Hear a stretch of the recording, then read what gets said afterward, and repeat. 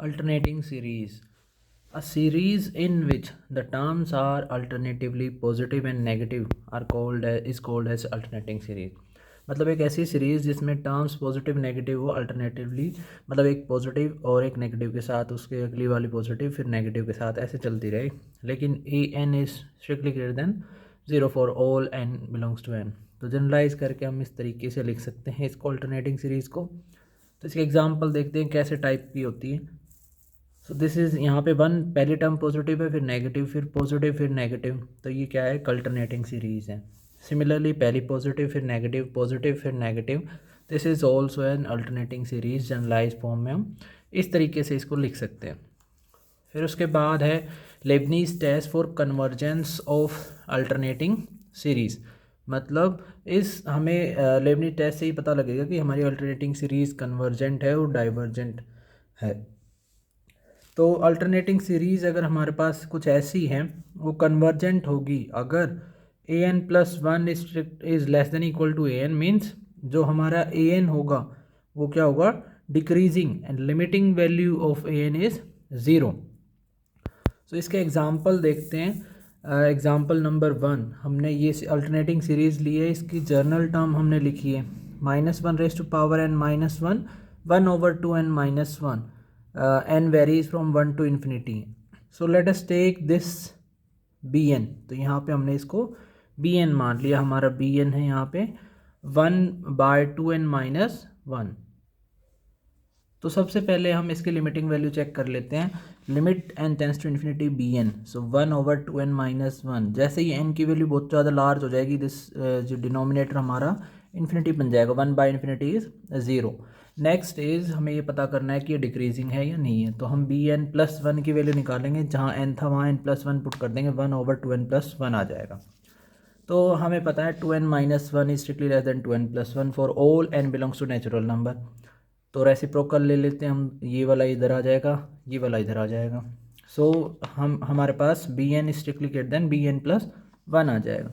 तो हम कह सकते हैं कि हमारी जो bn है वो क्या है, डिक्रीजिंग है, और लिमिटिंग वैल्यू bn की क्या है, 0 है।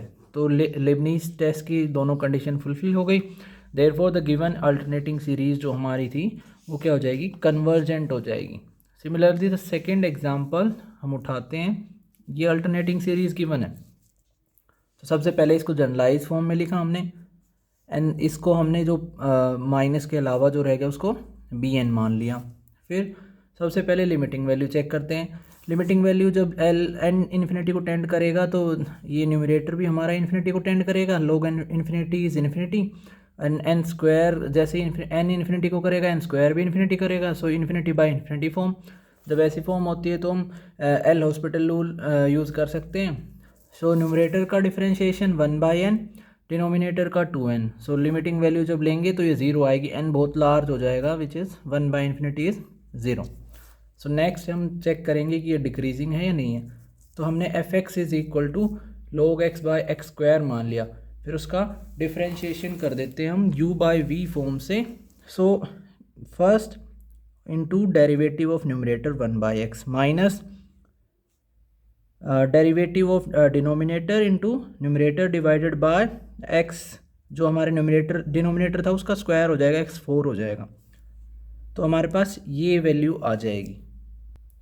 हमें बस न्यूमरेटर चेक करना है इस केस में, क्योंकि डिनोमिनेटर x की वैल्यू जो हमारा n है वो तो 1 से बड़ा ही है, तो हमें न्यूमरेटर कंसिडर करना है। न्यूमरेटर हमने कंसिडर किया ये वाला, तो न्यूमरेटर की वैल्यू लेस देन 0 मान लेते, कब होगी। सो डिक्रीजिंग के लिए हमें क्या करना पड़ेगा, डिक्रीजिंग तब होगा जब f(x) इज़ लेस देन 0 होगा। तो हमने न्यूमरेटर लेस देन 0 मान लिया, तो यहाँ से -2x, ये 1 प्लस का है, इनइक्वालिटी में उधर जाएगा, माइनस का 1 हो जाएगा। जब माइनस से मल्टीप्लाई करेंगे तो इक्वालिटी का जो इनइक्वालिटी का साइन है वो चेंज हो जाएगा। सो log x is greater then 1/2। ये कब होगा, जब x की वैल्यू क्या हो जाए, ग्रेटर इक्वल टू 2 हो जाए।